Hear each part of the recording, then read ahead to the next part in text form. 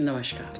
मैं डॉक्टर रेनू अरोड़ा आपके सामने फिर से उपस्थित हूँ कुछ ज़िंदगी के नए रूल, कुछ नए रेगुलेशन लेकर, कुछ नई भावनाएं, कुछ नए विचार लेकर।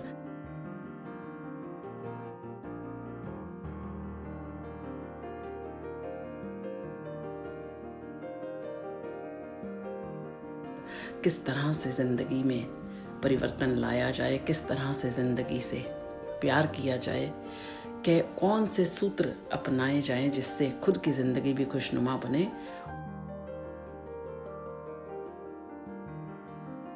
और दूसरों की ज़िंदगी भी खुशनुमा बने। कुछ लोग बोझिल मन से परेशान रहते हैं, ऐसे लोगों को प्रसन्न रहने की कला सीखनी चाहिए। अभ्यास आज से और अभी से शुरू करना चाहिए। दैनिक जीवन में जिससे भेंट हो, यदि मुस्कुराते हुए उससे मिला जाए तो बदले में सामने वाला भी मुस्कुराहट ही भेंट करेगा। उससे हल्की फुल्की बातों में झिझक नहीं महसूस होगी और इस तरह से आपके मन का भारीपन भी दूर होगा।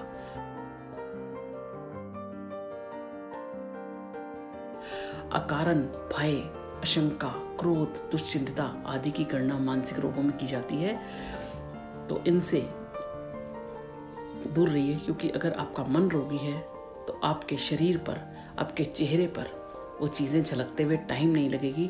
मुस्कान वो दवा है जो इन रोगों के निशान अपने चेहरे, आपके चेहरे से ही नहीं बल्कि जो आपकी चिंताएं हैं उनको भी जड़ से खत्म करेगी। स्वादिष्ट व्यंजन जहाँ आता है उसकी कल्पना से मुंह में पानी भर आता है, वहीं शोक समाचार सुनकर मन में उदासी छा जाती है, चेहरा लटक जाता है।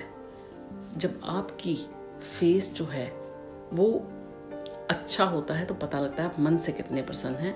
इस प्रकार अदृश्य होते हुए भी मन की हलचल का चेहरे की भावों से पता लगता है। मनुष्य खुद अपने मानस का प्रतिबिंब है। मानसिक दशा का स्वास्थ्य के साथ संपूर्ण संबंध है। नवीनतम शोधों के अनुसार ये कहा जाने लगा है कि शरीर में नहीं बल्कि रोग मस्तिष्क में पैदा होता है। इसलिए अपने मस्तिष्क को स्वस्थ रखना बड़ा जरूरी है। अगर हर समय आप चेहरे पर गम के बादल लादे रहोगे तो धीरे धीरे आपके आसपास जुड़ने वाले लोगों की संख्या घटने लगेगी, और जब लोग घटने लगेंगे तो क्या रहेगा? आप खुद परेशान रहेंगे। तो क्या आप चाहते हैं कि लोग आपको छोड़ना शुरू कर दें? नहीं।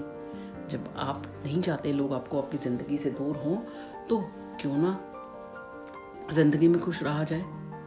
गम किसकी ज़िंदगी में नहीं है। और जब जब हम अपने पास्ट पर ज़्यादा जुड़ जाते हैं तो परेशान हो जाते हैं, क्योंकि जो चला गया वो लौट कर आएगा नहीं, चाहे वो इंसान हो और चाहे वो समय हो। भविष्य के बारे में क्यों चिंता करनी? जिसने हमारा आज संभाला, जिसने हमारा पास संभाला, वो हमारा आने वाला कल भी संभालेगा। सिर्फ आज का जो पल है वो संभालने की ज़रूरत है। आज के पल को जीने की ज़रूरत है। तभी हम ज़िंदगी तो तभी हम अच्छे तरीके से जी पाएंगे अगर हम भूतकाल से निकलेंगे नहीं, वर्तमान को जिएंगे नहीं, भविष्य की चिंता में लिप्त रहेंगे। तो बताइए आपने ज़िंदगी के कौन से पल को जिया? जो चला गया वो वापस आएगा नहीं, जो चाहे वो समय हो और चाहे व्यक्ति हो। प्रकृति हमेशा परिवर्तनशील है, उसकी दौड़ इतनी तेज है, समय की धारा में हर एक को बह जाना है।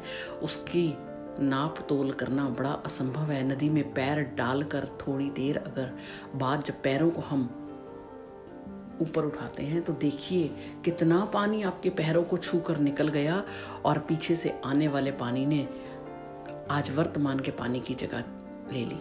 तो हम क्यों भूतकाल की घटनाओं से जुड़कर बैठे हैं? भूतकाल की घटनाओं से कुछ सीखना है तो सिर्फ सबक सीखिए, ताकि वर्तमान में वो गलतियां ना हो। वर्तमान में अगर किसी रिलेशनशिप के ऊपर काम करना है तो भूतकाल की घटनाओं से लेकर काम किया जा सकता है। अनुकूल परिस्थितियां, लोगों की अपेक्षाएं, समृद्धि की संभावनाओं को आशा रखिए, सपने देखिए, कोई हर्ज नहीं है। पर इन सब सपनों को पूरा करने के लिए आप में अकेले चलने की हिम्मत होनी चाहिए। जब आप सपने किसी और के दम पर सजाएंगे तो आप पूरा नहीं कर पाएंगे। सपने सजोइए, अपने दम पर सजोइए, उन्हें अपने दम पर पूरा करने की हिम्मत कीजिए।